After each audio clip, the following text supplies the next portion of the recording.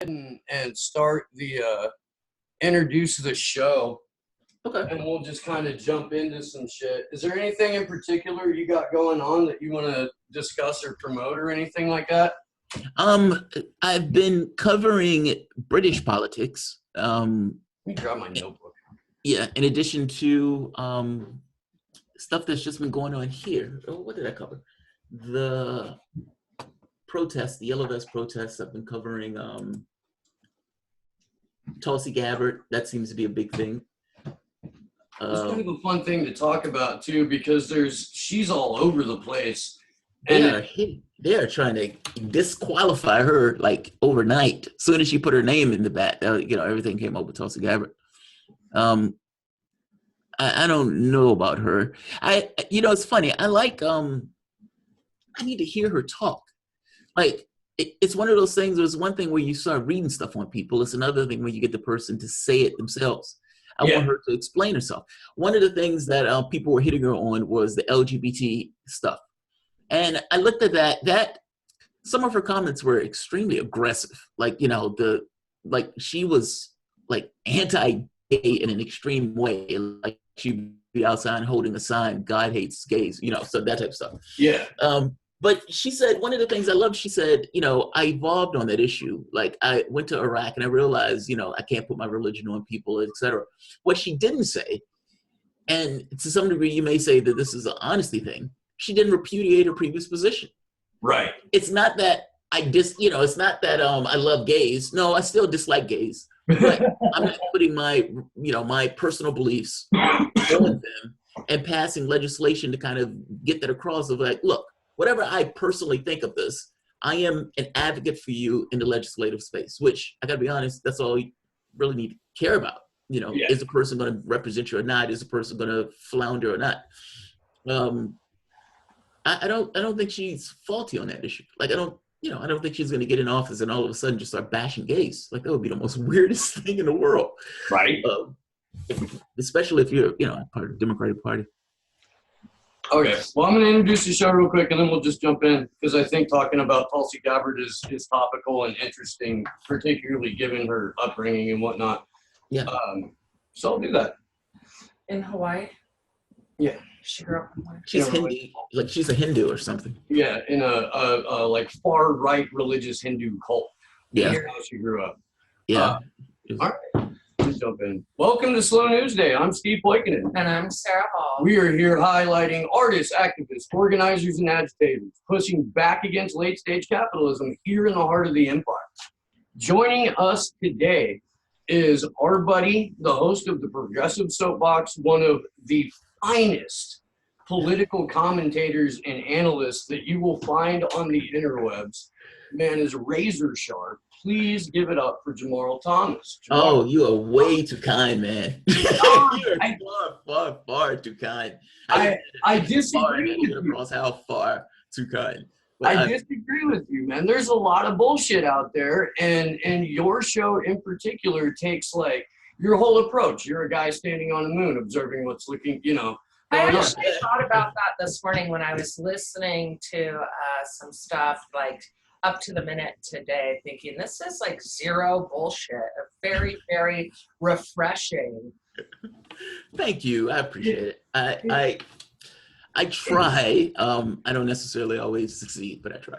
It's a rarity when you find somebody whose agenda is to get the information out, have an open and honest dialogue about it, and admit when you're biased, and admit when something is complete and utter bullshit, and then explaining here's why, man. That's a rare gig. I just like to do the news. I mean, I know it's weird, but I enjoy.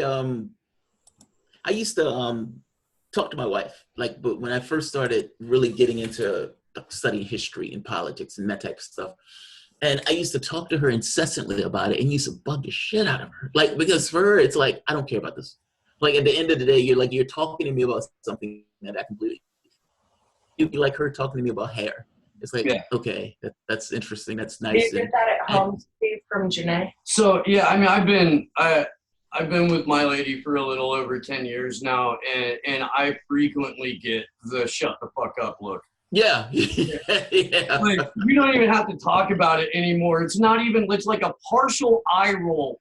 And then she looks the other direction. And that's my cue that I've lost my audience. I see the light go out in their eyes. That's when I know. It's like, I don't, she doesn't even have to turn around. It's like, it's this dead eye look of, okay, she's gone. She's not there. There's nobody. It's like she says one day, she was like, when you're just talking to me and I'm not responding, what are you thinking? It's like, I'm thinking I'm trying to get my point across. Because to me, it's like, when you're talking about, you can have passionate conversations about art, you know, or like when you're talking about a television show or something like that, especially if you're investing yourself in the story, and the story has higher significance. But politics, to some degree, is personal because it affects us. It's not this, you know, I'm just talking about something and, you know, we go about our business. We're talking about something that has real world consequences. And so it comes across as being the most important thing in the world. It's like, but do you understand they're having wars and so and so? It's like, we could all die tomorrow. And she's like, all right, what do you want me to do about it? Which is always the thing of like, I don't know. It's like, I don't know. But you should be aware of it. And somebody once, there was like, yeah, your show is the thing that kind of points a whistle at all the bad shit in the world. It's like, yeah, I never thought of it that way, but I guess so. It's, you know, I'm a double Virgo.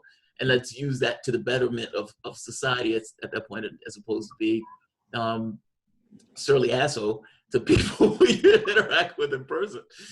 But no, you know, it's like, I enjoy it. The complication that comes along with it, it becomes more complicated when it's like, I enjoy it. You start off and you just kind of do the news. You don't care if nobody watches. You don't care, you know, people tune in. You start doing the news. You're just putting content out. And somewhere along the way, you get 100 people. And you're like, holy shit, I got 100 people. There are 100 people who are sitting there watching me. Oh my God. And then you get 1,000. You're like, oh my God, I got 1,000 people. You know, you're just like hyped up over this on cloud nine. And then the number starts going up. And it becomes, okay, what do I think people would be interested in the context of what I want to do a story on? It becomes more complicated, especially when you start talking about like when you're living off of the revenue from that. Like, it becomes this weird mix of, I want to do the news first and foremost. I want to do the news that's important to me, or that I think is important to my audience. And my audience, for the most part, thinks similar to me. Otherwise, they wouldn't be watching me. Right. By the same token, of those things, is there anything that may do well? You know, it's that type. Sometimes you get into that logic. But all things being equal, for the most part, my audience has afforded me the ability to just do the news. And it's something that I enjoy doing.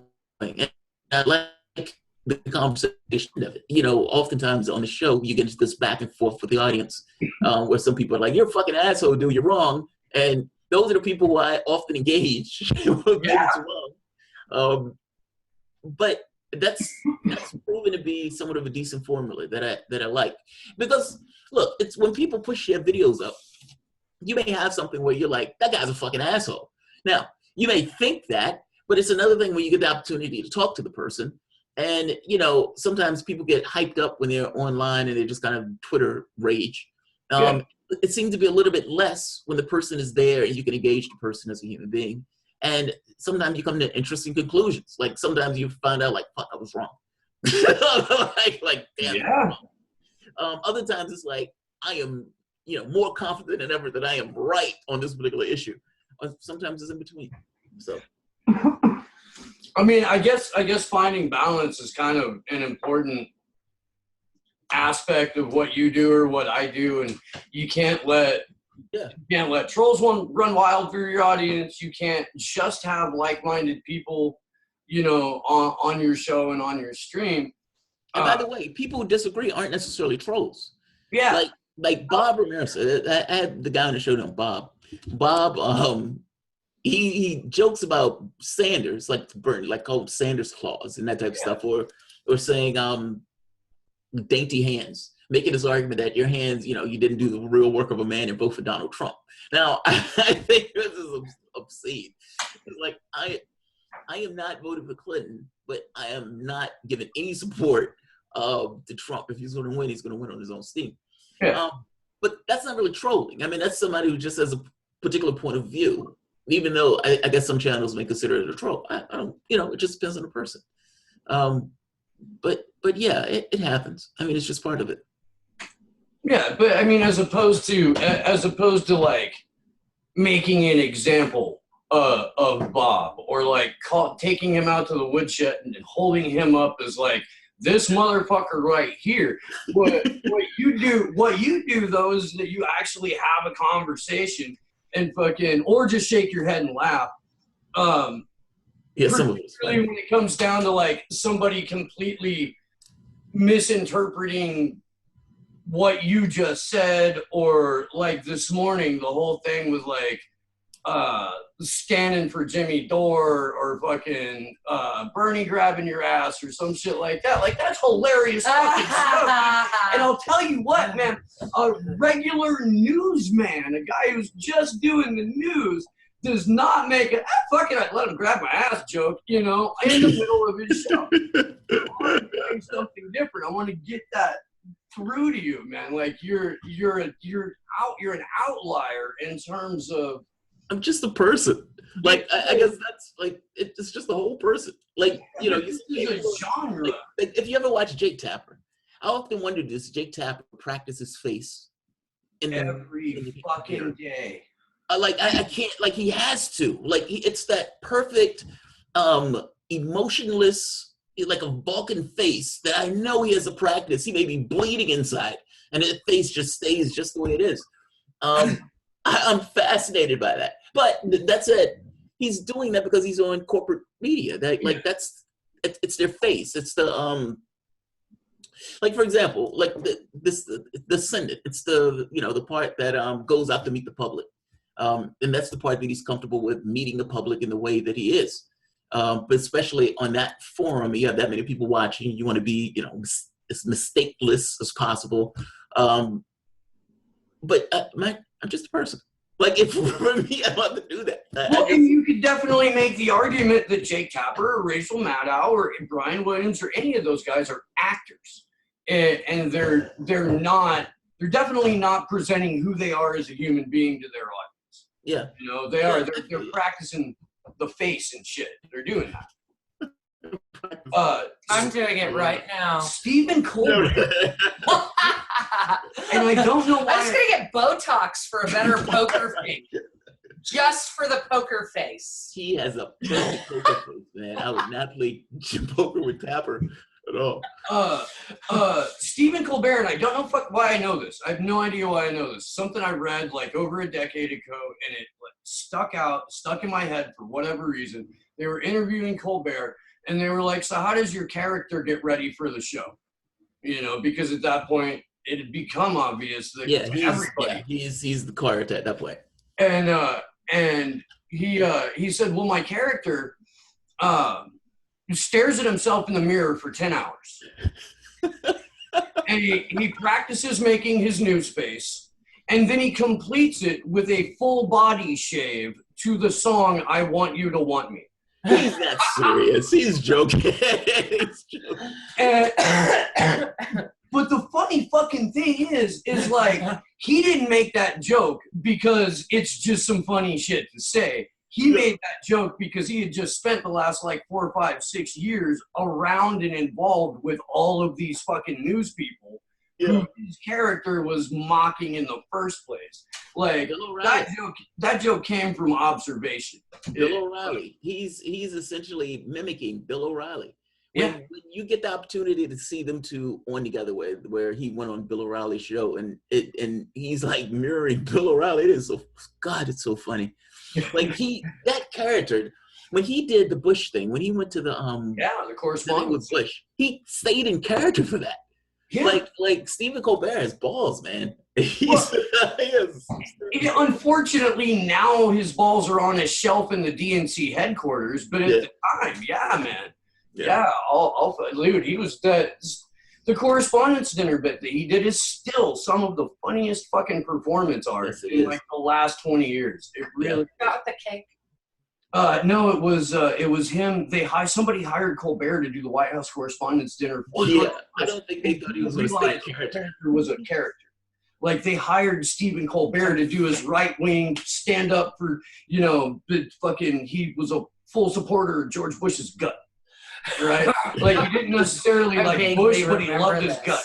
I feel like there was a cake involved.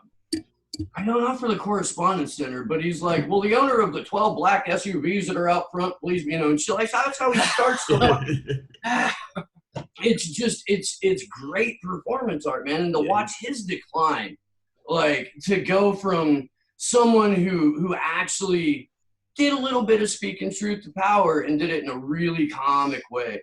To watch his decline from that to person who talks about Donald Trump like almost as often as the Young Turks do, and deliver these DNC fed talking points to his audience. Disappointing, man. It you know. Yeah, I couldn't, you know, he had a point of view. I mean, Stephen Colbert, like, his character itself was his point of view, if that makes sense. Yeah. Like the comedy that was associated with his character usually was something that was,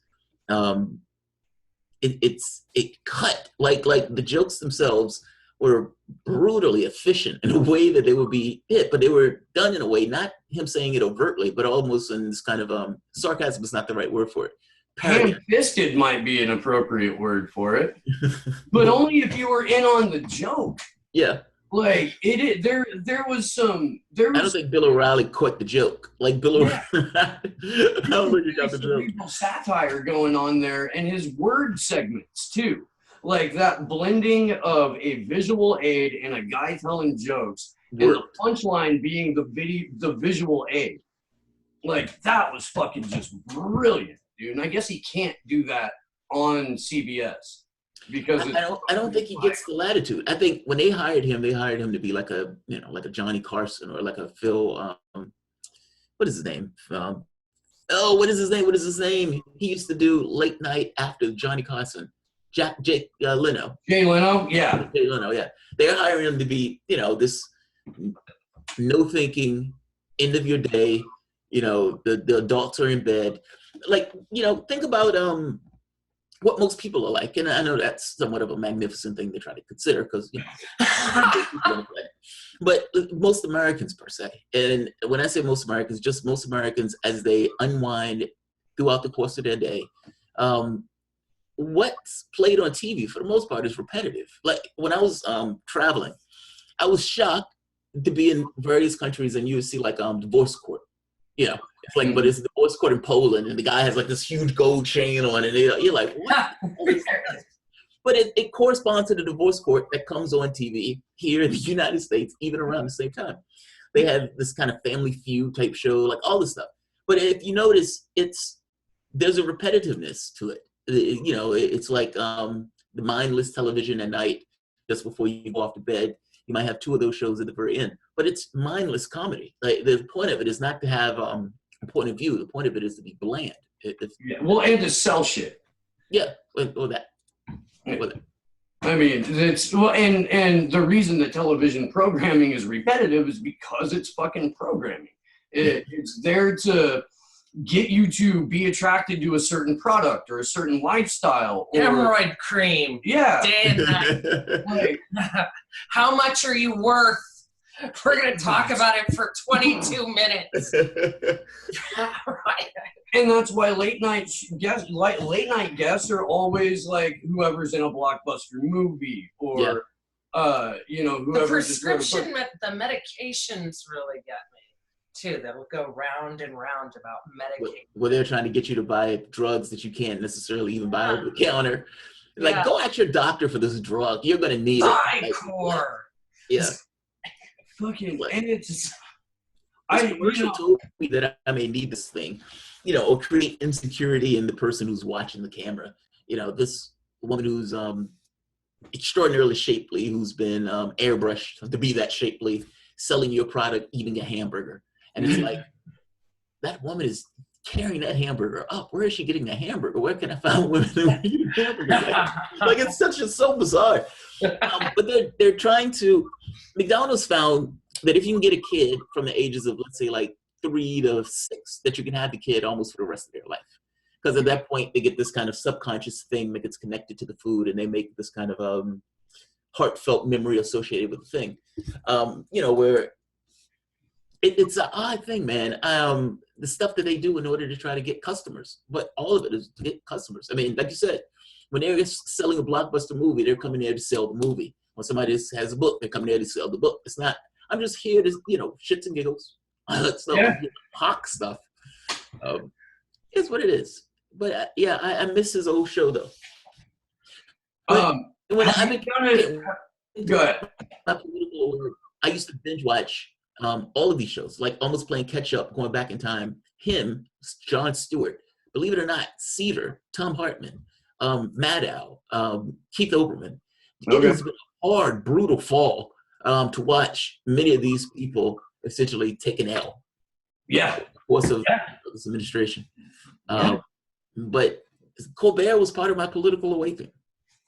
Okay. I mean, and I can see that. I talk to people all the time that were like, I didn't really get into politics until I even started watching Jon Stewart and then Colbert a couple of years later, and they helped. And they did studies that said Comedy Central was helped shaping people's opinions of the news with those two shows.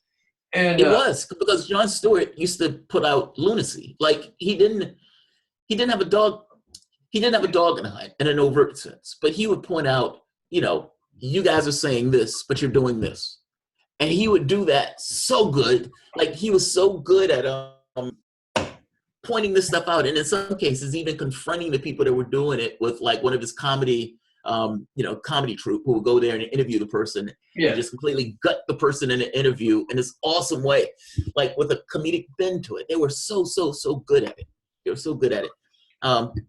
Trevor Noah, I haven't watched Trevor Noah. If I'm being honest, I've watched Trevor Noah once. And that was when he was talking to Donna Brazile. And Donna Brazile looked like she was trying to have sex with him on the. Did you see that? Have you watched that? I haven't. Have you on to him like nobody's business? She's using that like as a political thing, because she didn't want certain questions to be asked about Sanders and all this other stuff and about the emails and all. And she like looked like she's about to spread legs on him. Like in the show, she's like, "Oh, baby, you get some hot sauce and this other stuff," and you're like, "What? What? Like, come on!" He still asked her the questions. Like she's still gave her the questions. I watched. Awkward. I want to say I watched like maybe a month of the show when he started to host it. Yeah. Because I did want to give him a chance, and I saw immediately like how he was presenting things, and it just looked so manufactured. Yeah. And it looked so much like Stewart didn't feel manufactured. Like it felt like it was him. Jon Stewart, it felt like the show felt like him. It didn't feel like manufactured. And when I mean him, I just mean it didn't come across as like a perfectly product thing. It just came across as a guy who was proficiently doing a show. Yeah. And has a comedy troupe and everything else at his disposal as he looks out at the world. And he, let's say, plays goalkeeper. He's the guy who's, the what do they call it? It's not a ombudsman, but the guy who essentially stands in the middle and calls balls and strikes. That's what he came across as. And he was so good at it that, Trevor Noah has such, it's hard to live up to that, man. Like, it's one thing if Trevor Noah just started that on his own, there was no Jon Stewart, and people's like, oh, okay, that's not bad. But the fact that Stewart exists. Yeah, and the fact that like Stewart would actually, if he had a serious problem with what he was covering, he would address it, or he would go start a group to go fucking show up in the halls of Congress to be like, hey, pass this bill because you said, firefighting was the Droga Act. That's what it was. But yeah, the whole like whatever mystique or whatever spell that Comedy Central had cast over a lot of people, I believe, fell apart when they tried to do that rally. Yeah. On the White House lawn, which was I know what you're talking about. The rally for sanity or something like that. And Colbert were on it. Yeah. And it was supposed to be like Glenn Beck or somebody was having a party across the street, and they wanted to have their own rally because they wanted, and it was just a bunch of like self-aggrandizing, hackneyed fucking partisan jokes. Yeah. And that's now what pretty much the news in general has become. Self-aggrandizing, partisan jokes. And whether or not it's the delivery of the news or the person delivering the news that is the partisan joke, it doesn't really matter, because it's just this deliberate division to give one set of people one set of talking points and another set of people another set of talking points, and neither of those talking points are based in fundamental reality. Yes. Like, it's not the fundamental reality of most people. No. I mean, when they're talking about Russia for 2 years, it's like, come on, dog. Like, how is that? You have the worst income inequality, and Trump passes a tax cut. That's right. So bizarre. Like, it's like, what do you think is going to take place with the tax cut? Like, they put it in their pocket. Exactly what they did. They put the money in their pocket. Thank you for the tax cut. We'll put this in our pocket, and we'll see you later if you want to give us more money. So I actually like Democrats doing this. The $15 minimum wage thing. I have no belief system that these guys are going to try to push this through if they gain power. But I do like. I think there's some value, at least from the standpoint of Sanders, to get them to put their name on this legislation, and then have to ask the question, well, wait a minute, you supported it before, why are you supporting it now? That looks really bad. Not saying that the shame, that any level of shame will be enough for them to take their name off of it. But I have to be honest, these are arguments that Democrats should have been making for the last 2 years. You know? I mean, especially when you get the House. Like, so from their standpoint, they get the House, and now they're saying, look, these are the things that we want to accomplish as Democrats. You got to believe that they want to accomplish those things in reality, though. But they seems to be an utter detachment. Now, that said, Nancy Pelosi has $100 million in the bank. Is Nancy Pelosi living a life that is in any way tethered to life that you're living? And the answer, of course, is no. That amount of money is just ungodly. So there's a division there. There's a separation in objective reality from the standpoint of their lives versus the lives of the people that they govern. It's like there's a gap. But I don't have the strong belief that these guys are going to try to push for this stuff, though. No, it's a fucking oligarchy. They're gonna do what oligarchs do, and the Congress is there to be the PR firm for the oligarchy. The interesting thing is, it looks like they're funny before. Oh, I'm sorry. Say it one more time. You'll never find a political party at its most fucking just stoic and rigid in their belief system is when they need to go tell their voters, fuck you, we're sticking up for our donors. The top 1%. Yeah. We're strong for our donors. I mean, people fault them for being the Democrats are spineless and they're folding or wet cardboard, they're caving. No, they're not. They're doing what they're fucking paid to do, which is show up and tell us, the people who voted for them and put them to office,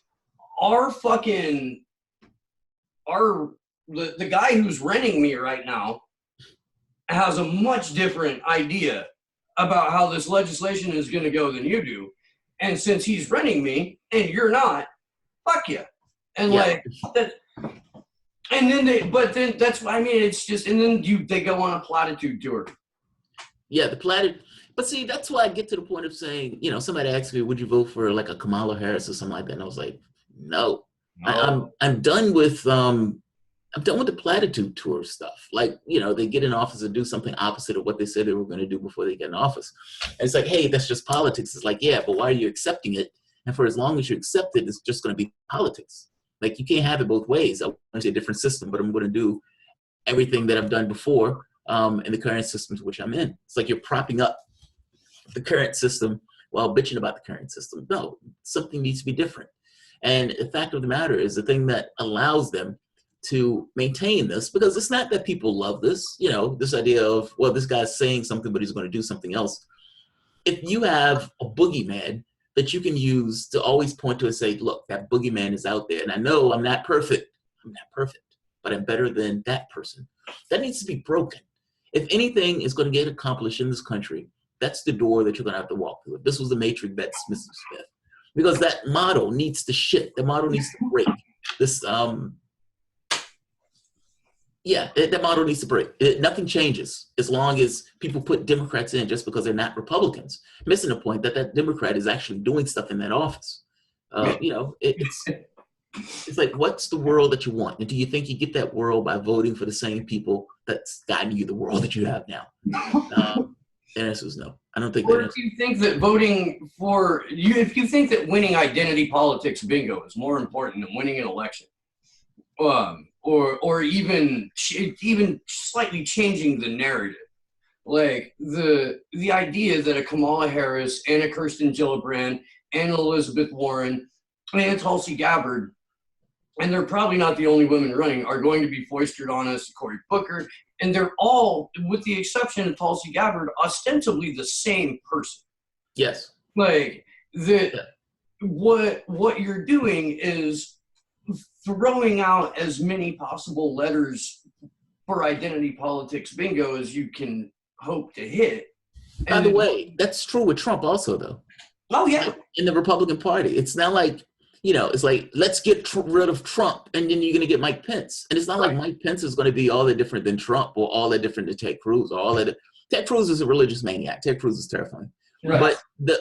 And Mike Pence is a religious maniac too. He's just a different kind of religious maniac. But they both have this like dominionist view, and everybody's gonna fucking lick Israel's asshole for as long as they possibly can. And it's just fucking. I have problems with apartheid states, homie. I do. Like, it doesn't matter what God they pray to. I have problems with apartheid states. I have problems with apartheid states too. The problem with that is the United States government has taken this, God, man, look at our friends. Like, we've been supporting Israel, which is an apartheid state, and we've been working with Saudi Arabia, which is essentially theocratic, head choppers. Yeah. And we've been supporting terrorists in Syria in order to undermine the government of Syria.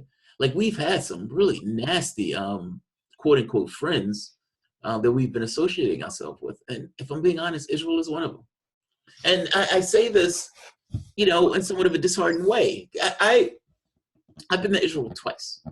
And the people, outside of the fact that they have an apartheid state, are cool as long as you're not Palestinian. I hate that. Like, it's my I have such mixed feelings being there. My wife, like I said, I talked to my wife about politics, and you can see the light go out of her eyes. But we were at one of the at the main monument for God, what is the name of it? It's the Holocaust Monument. Okay. And we're there, we're watching, we're looking at all this other stuff, and we get out, and she says, it occurred to me while we were in there that the banner said, and we came to our new home. And it occurred to me, who was there first? And she said, I started thinking about the stuff that you say within regards to Palestine and Israel and apartheid state, and that, people were there first and the land was taken after World War II, that type of stuff. And she says, it's finally dawned on me. I get it. Like, but she got it, not in a cerebral way, like, but in a flesh to bone way of, oh, they're doing bad things. Yeah. Like, all of these people who I've interacted with, who seems nice as can be, helpful as can be, and what seems to be Jerusalem or Tel Aviv, a beautiful city, are doing bad things on the outskirts. Mm-hmm. And it's me saying something about it to her didn't matter. Her going there and seeing it for herself and getting that feel of, oh, they built this on somebody else's land. That's why all those people have guns. Like, it's all like clicks at once. Yeah, man, I have mixed feelings. It's like, not mixed feelings on the apartheid thing. It's absolutely an apartheid state. Right. I just wish they got their shit together. I guess, but I'm not the only one who wishes they got their shit together on this. But there is no solution while the United States continues to essentially give full-throated support to Israel. Nobody's going to do anything from the standpoint of the United Nations. And the United States have done this shuck and jive where they're like, yeah, we're trying to find a solution while giving Israel billions of dollars. Like it's the most bizarre thing in the world saying, look, I'm an impartial arbiter, but yes, that person has nuclear weapons and that person gets billions and billions of dollars. That is true, but I'm impartial. And nobody questions this, like, certainly you know they're not impartial. Like Chuck Todd, Mr. Oblivious, would never question that at all. Well, the United States was being an impartial actor trying to do blah, blah, blah, blah, blah. It's like, come on, dog. Come on. You know. Certainly you know. I always think that the news people, they can't be that dense. Like, they have to do more than they're letting on. It's not that they're that dense. It's they're paid well to somehow feel a part of it. You know, like they get these fucking actors to come on and be newsmen. Because look, come on, man, you know what I'm saying. I'm not saying. I know what you're saying. It's just funny. You know, but they get them to come on and read the teleprompter, and for that they're allowed immense wealth, access to all kinds of famous and powerful people, and this feeling that they're a part of it. Yeah. You know, they're a part of that world. They're players in that world when they're fucking tools that somebody hired to get a job done. And that job is to disseminate fucking propaganda. Like that's I agree with you on that. Like, I think they hire, you know, it's like any other company. You know who you hire. Like, it's not the media. It's not like the media is not a company. Right.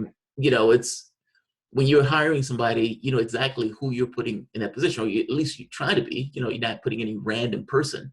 I mean, for example, if you're Fox News, you're not putting Rachel Maddow in that slot to talk about Trump and his taxes or something. No. Like, you're putting Sean Hannity in that slot for a very specific reason, for a very specific function. Same thing with Chuck Todd. When you put Chuck Todd in that spot, you put Chuck Todd in that spot for a particular reason. Now, this is not saying that none of them work hard or anything like that. I think they, you know, work just fine.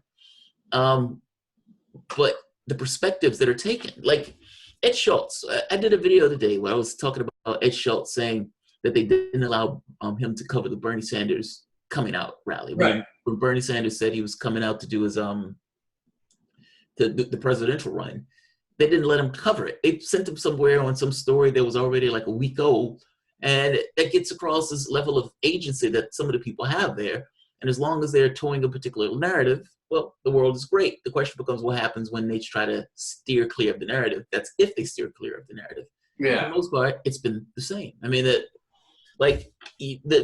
perspective of the people on there are remarkably similar. Like, there's not that much deviation from them. They told him 5 minutes before. That's what you were saying earlier before. Bernie was going to announce that he was running for president. So I had never heard that story until immediately after Ed Schultz passed. Well, then he died a week later. Did you? Yeah, he died like 2 weeks later. Yeah, a week or two later. Jesus. Like, well, Ed Schultz had been on RT plenty. Like, before, right? Like, Ed Schultz got fired. Years. Yeah, it was a couple of years. I thought it was a couple of years. But I think he said it was 2016 when he was trying to cover the story from MSNBC and they wouldn't let him do it. But after that, he was on RT. Yeah, and then, but I mean, did you hear about this story that MSNBC had prevented him from covering Sanders before Ed Schultz had passed away? Yeah, I think so. Okay. I think so. I can't be certain. When I first heard the story, I did a video on it, so I need to check when the date of the video is. But I saw 2 videos on this. So I saw one video where Ed Schultz himself was saying it, where he was looked like he was in his bathroom or something. He was just talking. And the other one was when he was doing an interview where he said they forbade him from doing it. He thought he was being fired for supporting Sanders. And I heard the interview, but I don't think I heard it until after he passed. Like, I think it might have been somebody else, and it might have even been like Tom Hartman of all people. Yeah. Who Tom Hartman used to work on RT also. Yeah. And then he took a break from RT to start training Kyle Kulinski as his Padawan. We know that now. I think he left RT because all the heat that we're getting from the Democratic Party, he wanted to be still part of the Democratic apparatus. Oh, that's absolutely. what I think. Absolutely. And Tom Hartman's a good soldier when it comes down to it. Yes, he is. That's probably why they give him all the freedom to talk all the progressive leaning things that he talks about. Have the people on that he has on. Ro Khanna's the new Bernie Sanders, right? On Tom Hartman's show. Is he? Oh, he is. That Ro Khanna comes on Hartman's show like once a week now or something like that. I'm glad he shows up on Hartman. He didn't show up on mine. He completely blew mine. Right. It blew 2 interviews. You know, of all people, the only person so far that's blown me off like that is Kenneth Mejia. It's who? Kenneth Mejia. Oh, right. The Green Party candidate that's running for president. I think he's running for president. Yeah, and I don't know. I don't know why he would blow our show off. We're probably further to the left in life than the Green Party is. Like we're over here at like, okay, if there's gonna be homeless, let's fucking arm them. You know, right about where we're sitting is the arm them.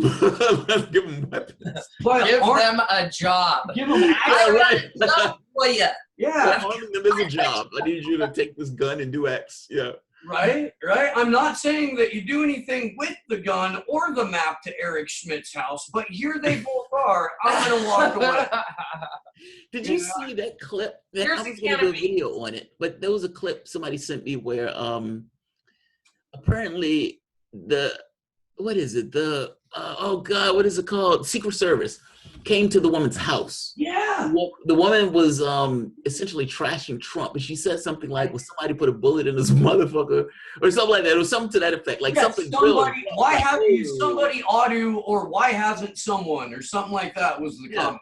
Like, but it was like I was listening. I was looking first. The first thing I saw was when the agent come to the house. I was like, "Oh wow, they're coming to people's houses now. This is fucked up." I mean, and then I'm like, "What possibly could she have said to get these agents there?" And then it became, "Are they scanning everything that people listen to?" Like all this type of stuff. Like stuff is going in my head.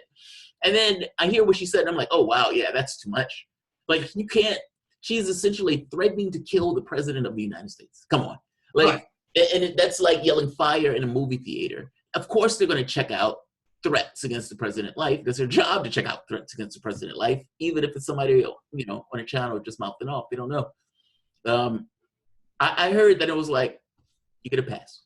Like that just seems so extreme. Like, can you imagine being on air and say, "Well, somebody whacked this motherfucker already," and it's like, whoa, calm down, calm down. He's literally saying, "Because somebody killed the president." I mean, that's. I thought it was extreme. I mean, come on, We just rang a bell somewhere like 3 times with that. Yeah, now we have extra viewers for this private video. That's why I love Zoom though. It's like the most heavily encrypted software that you can get for free. Like we know people who've had Skype chats cut off, and like Google Hangouts has not been friendly to us in the last month or so. Wow. We've had this really weird thing happen where when we're on a Google Hangouts chat, the sound starts like reverbing and echoing from the guest's end, and the speakers are too loud. Tonal modulation that accompanies it, and we'll be having a perfectly normal, fine conversation, and nothing will be going on, and then all of a sudden, the volume does this, or like the screen will blank out. Oh, yeah. So 2 things. So when I'm doing interviews, my volume fluctuates. Yeah. Like where depending on how loud the person is, how close to the mic, it's almost like if the computer's trying to, like catch up in order to keep the volume at a certain kill. On the second thing, the reverb sometimes comes across when there's the microphones are too loud. So if not the microphones, the speakers. It creates like an interference sometimes that's picked up on the mics themselves. It's like turning the speakers down sometimes helps with the reverb. And I get that, but we've had the guests reset, not change anything, and it's fine. It works. Yeah. We had Joy, Savage Joy on. Oh, right. I know her. And it was like the first time that we really experienced any fuckery like that. And we didn't change anything. She didn't change anything. We reset. We came back 10 minutes later. We started over. and it was fine for the rest of the conversation. We had less of an interview than I wanted to because I didn't want to like go over a little bit in case we pissed somebody off or, you know. But we're operating under the assumption that like our shit's being recorded at all times because they keep coming out with stories that say, hey, your shit is being recorded at all times. Like, well, it is. If you're doing a video, it is. No, I mean even when the camera's off, even when your phone is off, like it's. Oh, I see. You know, if your TV has recording software in it. TV. Yeah. I've seen that where they can be cut on. When TV is watching you, that's so bizarre. But I've seen some of the stuff that said that, you know, they can put bugs in the TV where the TV can watch the person to get information. That stuff is creepy. I mean, when you think about it. I want to say it was either Samsung or Magnavox, but they had to recall an entire line of televisions because their TV kept recording them and sending it places. Well, you know, the CIA had spy software, and, you know, it was putting spy software in some of this stuff. That was the WikiLeaks stuff. The WikiLeaks dump was showing all the ways that the CIA had in order to get devices or to bypass encryption, you know, that type of stuff. It was fascinating. I mean, not to mention bypassing encryption at all. You're talking about making it look like somebody else did it. Right. To make it look like, you know, this is something, a tool that somebody uses, and, you know, so using this gives a signature as if Russia, China, or some of the state agency actors done it. That's always weird to me. It's like the media knows that. That's media information within the media, and then they turn around and say Trump and Russia right off the bat. Yep. And it's like, but you've just shown that they have the ability to mimic other people's thing. Not to mention, it wasn't even the FBI that made the determination. You had what, GPS or some GPS? Yeah. The thing came out today. That was it was Fusion GPS, right? Fusion GPS, right? Which was connected to the Clinton camp. Yeah. Like the stuff gets so squirrely. This stuff gets so squirrely. Like I know the Soviet Union, even in Russia right now, WikiLeaks did a dump. They were showing all this all the spying that was being done with private enterprise working with the government of Russia in order to essentially spy on all of these places. So I'm not necessarily shocked by it. It seems that people gave up freedoms, even when it came out that this mass illegal spying was taking place. It was almost like a collective. Yeah. It was so odd. There wasn't any reaction to it. It was just like you're being watched illegally, and it's like, yeah. By probably more than one country and definitely more than one U.S. agency. Like, and people are like, yeah, I mean, we kind of thought so.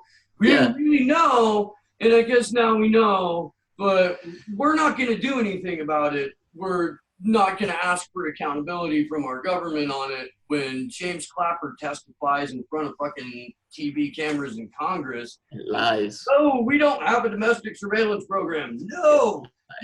And then the Snowden leaks come out. And he goes, about that. It's way worse than you thought. So there's some shit going on in Syria that we should probably bomb right now. Like that was his response to it. Like he didn't even address it, you know? Like his response to it was, look, there's a global threat over here that we need to divert your attention to. So let's go ahead and do that. Yeah, he lied outright. Oh my God, it's fucking like he should be in prison or buried under it now for that. I would prefer to start at Bush, if I'm being honest. Oh yeah. Because, I think Bush is the fruit from the poisonous tree. Like everything else. Because if you're... Prescott Bush being the most poisonous part of that tree. Yeah. If... there are times where the source of the problem, you can't really do anything. Like the outcomes. You get into positions where all the outcomes are bad. Where, just by virtue of doing something, the outcomes from that thing, all of the outcomes are negative. It's like there's no good ending for that.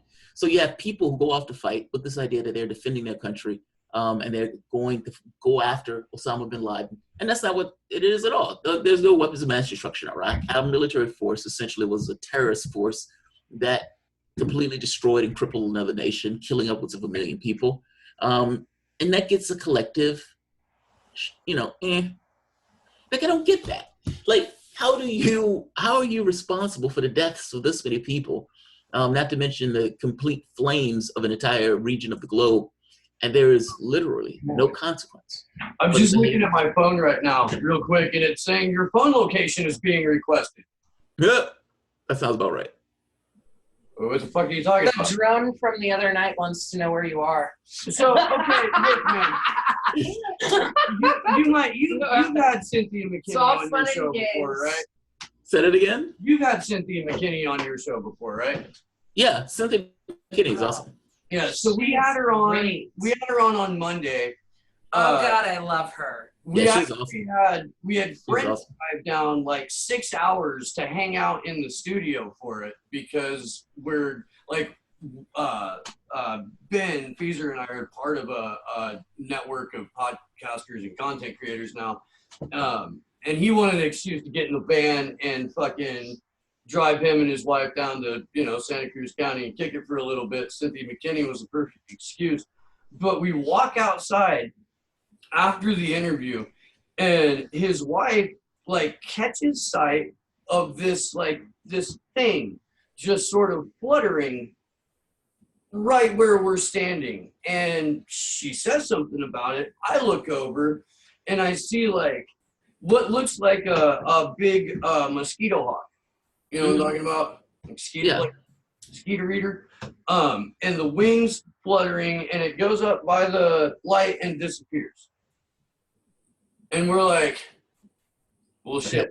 What's that? Timing is weird. That's really weird timing. We have a giant Lockheed Martin facility like 6 miles straight up behind us. They do weird fucking shit all the time. It would not be out of the realm of possibility for them to send a little mosquito drone down by where we're recording when we were recording and then have it disappear. However, it makes it seem fucking out of this world and crazy when there's like a host of a conspiracy theory show and then our show that kind of like meets at politics and conspiracy, and then a guy is an Odinist and an alchemist who has his TV show and his radio. An Odinist? What's an Odinist? So there's I guess a part of the Norse tradition. Yeah. You can just be a tenant or disciple of Odin. Wow, that's something. It's pretty fucking wild, dude. He's got like wooden hand carved runes hanging in his beard, like grocery shopping. Well, there's no point to existence. I mean, you can make it whatever point you want. Some people like kids, some people like travel, some people, I mean, it's choice, man. I look at this stuff as, we have avatars, we have bodies, and we're on some kind of reality frame. And within that, it allows a range of experiences that individuals that are on the planet can have. I don't necessarily know what are the motivating, like the environmental factors that push somebody in from one direction to the other. At least not always. Sometimes you can point it out. That's a fascinating one. Like I don't know what point pushes a person in that direction, but that's it. It's their choice.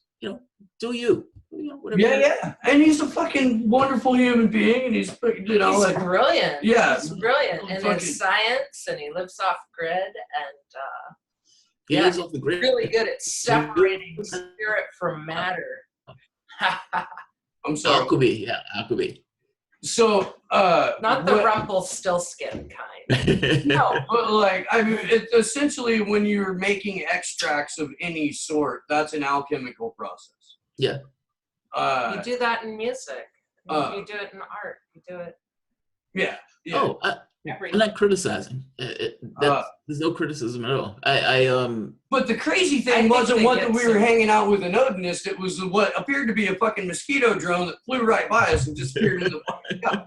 That was the weird. After an hour and a half with Cynthia McKinney, where she was saying some wild shit, bro. Yeah, Cynthia McKinney said some wild stuff. I loved that interview with Cynthia McKinney. But yeah, she can say some wild stuff. Like, and to be in Congress and the still, that come out of Congress saying wild stuff. It's like, yeah. Yeah, and come out so pure and clean. It's like doing time in the joint and not coming out changed. Yeah, because when she out pure and clean. 9/11 vote, when Cynthia McKinney, when they came out and took that vote, Cynthia McKinney came out and she said, we can't, like, there are going to be consequences for people taking this vote. We need to kind of calm down and then think rationally. The blood is going to be on our hands. Everything that she said was right. Completely precedent. This was like a few days, if I'm not mistaken, a few days after the bombings. And she was strong enough to get up there and still say, no, we're not. Like, let's think about that. Somebody takes something, let's say there's a robbery. The cops don't come and just blow the building up. You know what I mean? Like something happens. There's a group that does it. It's not an organized group where it's part of a governmental unit. And the responsibility or the response is we're just going to destroy two countries, and whatever other country gets in our way, we're just punching countries in the face. Slam! Like, it's a weird thing. Like, we were willing to kill a million people. Yeah. Something that was done by a small segment of people. Like, something that should be a police force is taken to the level of military. Like, I don't know, man. Yeah, honestly, what they should have done, assuming that we have every reason to believe George W. Bush's administration about what happened that day. And assuming that that's real, what they should have done is have like a joint task force with FBI, CIA, and Interpol, and then you go to like the country where the bombers came from, Saudi Arabia, and you talk some shit there. Like, that's assuming that the story happened the way that they say it happened. Well, there's some problems with that. We have financial relationships with Saudi Arabia, and we don't necessarily, not just financial, like oil for gas, that relationship. What is it called? Petrodollar. Yeah. And the United States, all presidents up to this point, have been somewhat unwilling. All is too strong, but all the presidents in the modern era have been completely unwilling to separate with that relationship. Because, from their standpoint, think about the gas strikes that was taking place, or the gas shortages. Well, Saudi Arabia could do that. They've made threats before. What about $10 gas? What about $15 gas? Like, these insane threats of having gas go to a certain thing because they have, essentially they have a what is it called? A ring, a gas ring. Well, they can essentially turn the gas up or stop it. They can do whatever they want with it. It's not just that, but Saudi Arabia doesn't even have the lion's share of the oil or gas. The majority of the oil and gas that the United States gets comes from Canada or here. Yeah. What Saudi Arabia is unique in is that they are allowed to set the price globally. Yes. So that's where their power comes in. And I don't understand what has kept anyone in any country, really, from stepping up and saying, hey, by the way, you don't get to be a price fixer anymore. We're going to do this by committee, or we're going to do this, we're going to let another country fucking scam people for a few years and let's rotate. Because the association goes beyond just the oil for gas. Like, there's also a protection element to it. Yeah. So part of that was, you will protect us, or we will make sure that you're safe. We're arming you to the teeth. Now, that arming to the teeth has an advantage for the United States because, for the most part, they can be a fulcrum in that region of the world that exerts a certain degree of force and power in backing by us.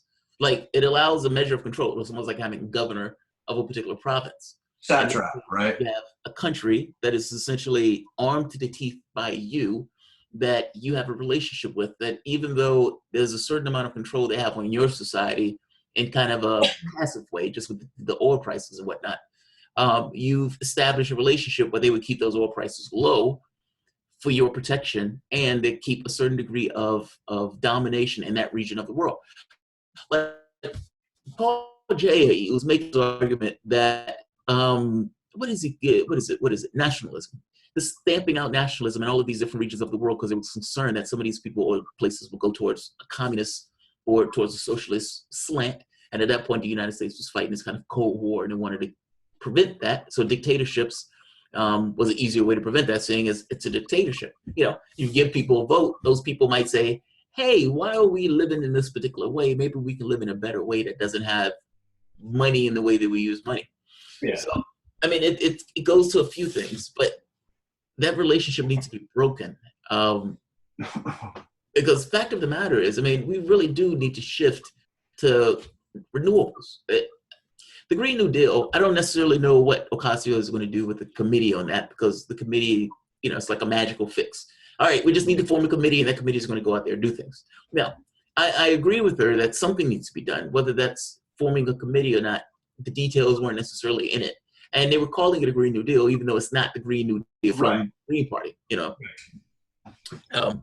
But and the Green Party's pretty fucking pissed about that. And so is the entire, modern monetary theory and real progressives community. They are equally as pissed that it is not the actual Green New Deal. Yeah, you can't, I got to be honest, that if you had policy where somebody puts in and they're doing MMT policy, the problem with it is it's too easy to attack from a political standpoint. And you would have to people would have to somewhere agree, because keep in mind, this stuff isn't real. Like, the money isn't real. The MMT, if nothing else, gets across that money isn't real. Right. The idea that you can spend whatever you need to spend because government creates money. Government does create money. We already do that. That's how it works. MMT is just an explanation of the way that fiat currency operates. Or how it operates now. I mean, we're using fiat currency now. Beforehand, it wasn't that way. It wasn't tethered. Right. But now it's been 50 years almost. I mean, don't get me wrong. They're not wrong. They are right. It's just, it's this thing of, you have to show people. You know what I mean? You have to show that it works. And the fact of the matter is, do you get the opportunity to even show that it works if you're being attacked viciously by people, and their perception of events is not what MMT is now, or not what fiat currency is, but they're attacking you, saying, oh, these guys are going to spend all of this money. Oh, they're going to spend this into oblivion. Oh, they're going to do, that's a hard, for people who are hardwired with this idea of debt and what debt is in their minds. That attack is, you would have to make an argument going uphill against people's own belief systems on that stuff.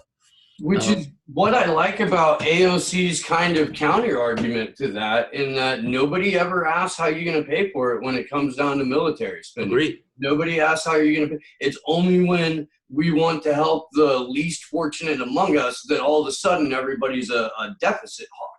And she's going to have to make that argument. I mean, don't get me wrong. Any of these lefties are going to have to walk through that door. And because she's right. It's like, why are you okay in your society with having homelessness? There should never be a situation of homelessness. You have a society that's the richest on the planet. We can afford to make sure people have a house. The teachers, that strike that's in Los Angeles now, why on earth are we paying teachers so little, these people are working with our kids? It's not that we can't afford to pay them, we just don't allocate resources to those demographics. I think it was Rokana who kind of made this point that we need to stop looking at this stuff from expenses up. We need to start looking at it from what do we want to take place in our society, and then take that secondary thing of, well, how do we pay for it? Like that's a different way of looking at the world. Not because your society, it depends on what you believe the goal of society. The goal of society is not to make people rich. Right. The goal of society is to allow people to live a decent, safe life. And ideally, if in my head, less vulnerable, less, all of us, there's certain things that we do in a communal way. Healthcare, education, those are things that should not be on people's conscience. So. No, I mean, I agree with that. I think we're all kind of into the whole, fully automated gay luxury space communism that Star Trek showed. That's a worthwhile society to aspire to, Pretty much. It is, especially from coming up from, fuck you, pay me capitalism. It's at least nice to think about. But when when people like AOC and people like Rokana, like it seems like they get it up to a point. Yeah. But they're not willing to step any further. And I don't know if that's a self-preservation thing, or if it's because they're being held back, or if it's because fuck straight up, that's as much as they currently know. Well, there could be two things. I mean, it could be self-preservation. This thinking of what the world is, you know, it's like, where's the world? Where's the public?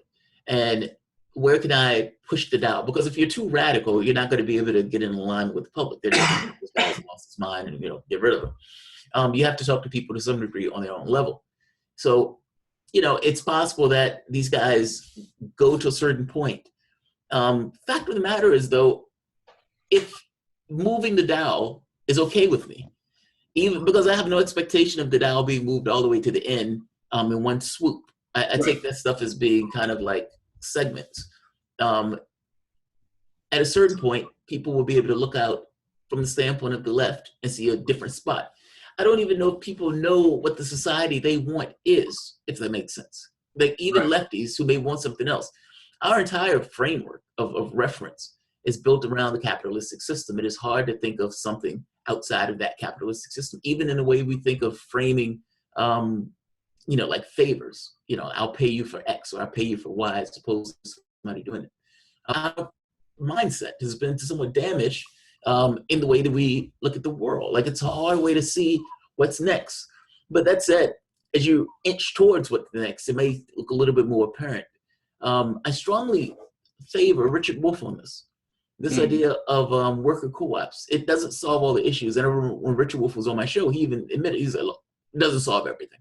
You know, like, because people were like, what about this? What about this? What about this? What about climate change? What about, you know, aliens coming to the planet? He was like, hey, it doesn't solve everything. I'm not trying to solve everything. I'm just saying this is a permutation that we could take for, you know, for a better world than what we have now. Essentially, you take steps and strides to a better world. All of the energies of that particular system get expended until people realize, okay, this doesn't work either, and they look and take the next step. That's assuming that they're around to take that next step. Yeah, space communism, perfect. You know, Star Trek universe, man. Fucking A. You don't need money. You just walk out and there's food. You just go to this place and there's a Uber. Yeah. This place, you know, there's an automated Uber that takes you from point A to point B that uses solar power that doesn't have a person in it, but there's a hologram of a person that makes you feel more comfortable when you're in the car and talks to you. Yeah, man, I'm there. So we just got to figure out dilithium crystals and we're fucking on. Right. Yeah, I'll take that over Space Force any day. Right. I know. I'm not worried about space Mexicans coming to take my job. Oh, space Mexicans taking my job. That's awesome. None of us was going to be a doctor.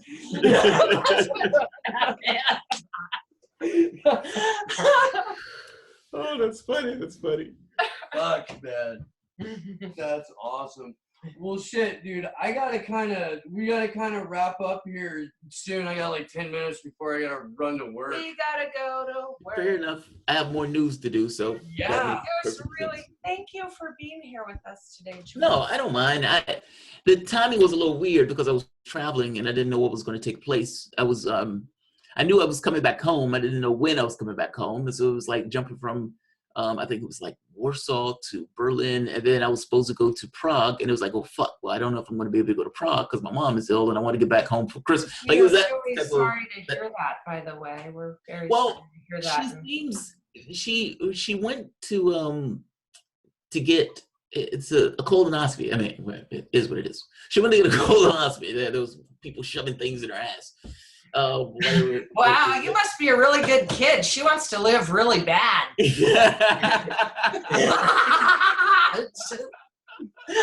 don't know if I want to live that bad. I wasn't there. Like you, she said they oh dear God. Oh dear. But they did the colonoscopy, and he comes back, and the doctor says he doesn't think it's cancer, which is great. He says, but he's not sure, and they're going to get more lab work and stuff like that to rule it out. So either way, they're going to have to go in and get it. So they're going to have to do surgery on it. But if it's one of those things where they can use laparoscopic surgery and take it out, it may be okay. It may be like not as horrendous as you think it's going to be. So that's not bad. My wife and I, we're in a weird holding pattern because from our standpoint, we want to go back, but we can't go back. Like I told her, I'm not leaving anywhere for a few months till after she's through the surgery to make sure she's okay. But we want to resume, and I want to resume. So Yeah. It's you can't get a hotel. I mean, you can't get an apartment like that because you get a year lease, and we don't want to be there for a year. But she's the news was good. Last checkup, the news was good. But thank you. I'm glad to hear that, and we wish her the best, and you as well. Oh, thank you. I hope you have a really good day. You too. Enjoy. Right. Well, my day is almost ending. It's almost 6 o'clock here. I know it's earlier for you guys. Well, have It's a nice earlier evening. for us, but we're looking forward to like 6 and 8 hour shifts. Yeah. But we'll talk to you again. I really appreciate the invite. Absolutely. Y'all be safe. Likewise. Have a good one. Bye. Bye-bye. Oh, that's great. How refreshing and nice and cool.